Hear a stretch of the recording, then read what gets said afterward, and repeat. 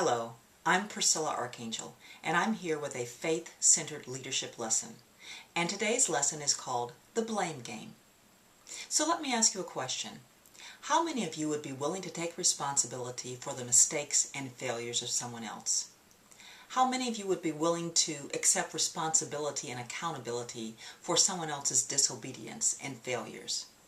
Probably most of you would say no. But when you look at today's financial crises, when you look at today how many criminal defendants refuse to accept any responsibility for some of the decisions that they've made, when you look at political parties blaming one another for our economic crisis, you wonder, why is everyone playing the blame game? Now, in the blame game, the players typically distance themselves from anything that is negative around them. They typically want to align themselves with all that's positive and good, and anything that's going wrong, they'll find someone else and they'll point the finger there. Many years ago, there was a man named Ezra who was willing to stand up and take responsibility for the failures of an entire nation. This was the nation of the Israelites, God's favored children. But Ezra was willing to confess all the faults of the nation of the Israelites and lead all of them into a right relationship with God, learning His law, learning His will, learning how to obey God again. And Ezra was able to do this because Ezra spent time in the Word. He spent time learning God's law and God's purposes. Well, this is a role for faith-centered leaders today.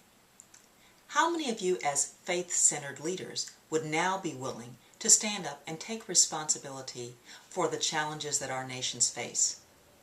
Taking responsibility means taking a lead in helping to find resolution to some of the problems that are around us.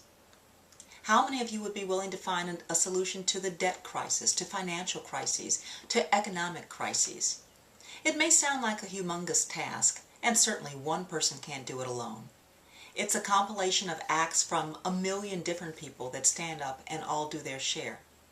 But it is a job for faith-centered leaders. So I encourage you today to become a faith-centered leader.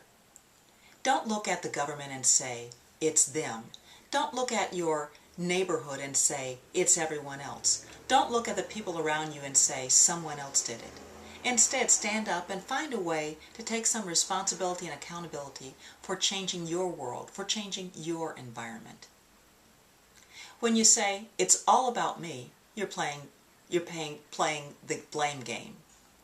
But when you say it's all about Him, you're taking responsibility and accountability as a faith-centered leader. Thanks for listening.